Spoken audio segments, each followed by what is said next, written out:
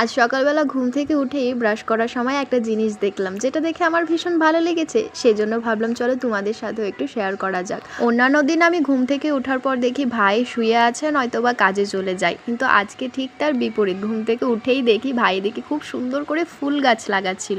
আর এই ফুল গাছের টবগুলো এক একটা এত সুন্দর ছিল। গতকাল রাতেই ভাই এই টবগুলো নিয়ে এসেছিল ফুল গাছ লাগাবে বলে, কিন্তু জানো তো যখন থেকে এগুলো এনেছে এগুলো সেট করতে করতে মানে ওর ভীষণ এক্সাইটমেন্ট হচ্ছিল যে কখন গাছগুলো লাগাবে আর দেখতে কিরকম লাগে। এই ফুলের টবগুলো সম্ভবত বড় বড় বিল্ডিং এর ব্যালকনিতে লাগানো হয়, আর গাছগুলো দেখতে অনেকটা সুন্দর লাগে। তবে কি বলতো, আমাদের বাড়িতে ব্যালকনি নেই ঠিকই, কিন্তু ভাই এগুলোকে রান্নাঘরের কোনায় খুব সুন্দর করে সেট করে দিয়েছিল। আর এগুলো দেখতেও কিন্তু ভীষণ ভালো লাগছিল, সুন্দর লাগছিল, তাই না?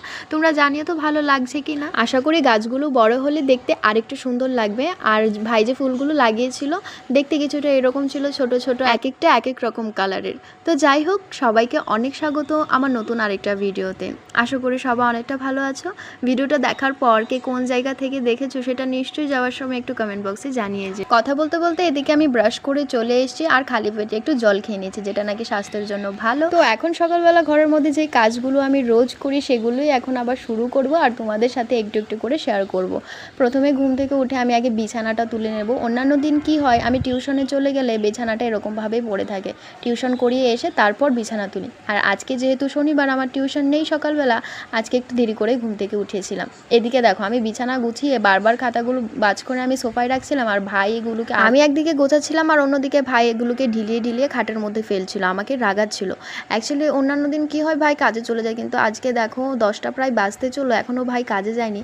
আর আমি যেহেতু ঘুমিয়েছিলাম আজকে উঠতে একটু দেরি হয়ে গেছে, আমি প্রায় 9টার সময় ঘুম থেকে উঠেছিলাম, কিন্তু 7টা থেকে ভাই আমার পিছে লেগেছিলো, মানে ঘুম থেকে আমাকে ওঠানোর জন্য। একবার পাখা বন্ধ করছে, একবার পাখা দিচ্ছে, একবার আমাকে গালে গিয়ে চড় মারছে, এরকম করতে করতে আজকে আমি ঘুম থেকে উঠেছি বলতে পারো। আমি রাতের বেলা ঘুমানোর আগেই ভেবে ঘুমিয়েছি যে আমি আজকে 9টা বাজে ঘুম থেকে উঠবো। এখন যে যা কিছু করে নিক, আমি 9টার আগে ঘুম থেকে উঠছি না, এরকম একটা ব্যাপার। কিন্তু ভাই যেহেতু 6:30 7টা নাগাদ উঠে গেছিলো, ওঠার পর দেখছে আমি ঘুমিয়ে আছি, তার তো আর সহ্য হচ্ছে না, সেজন্য বারবার গিয়ে আমাকে চড় মারছিল, পাখা বন্ধ করে দিচ্ছিল, আরও নানান কিছু করছিল।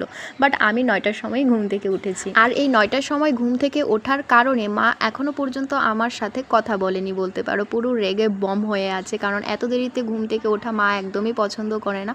অন্যান্য দিন তো টিউশন থাকলে সকালবেলা উঠে যায়, টিউশন ছিল না বলে একটু দেরি করে উঠেছি। আর মাকে দেখতে পেয়েছো, সে কিন্তু স্নান টান করে ফুল তুলে এনেছে, পুজো দেবে। আর আমার ঘরে আজকে একটু মুছামুছি করছিলাম, কারণ যে পরিমাণে ধুলো পড়ে মাটির ঘরে, সেটা যাদের মাটির ঘরে বসবাস করে যারা, তারা বলতে পারে। মায়ের সাথে রোজই আমার রাগারাগি হয় জানো তো, মানে কোনো না কোনো কারণ নিয়ে আমাদের মধ্যে ঝগড়া হবে, তারপর একজন আরেকজনের সাথে কথা বলি না, রোজ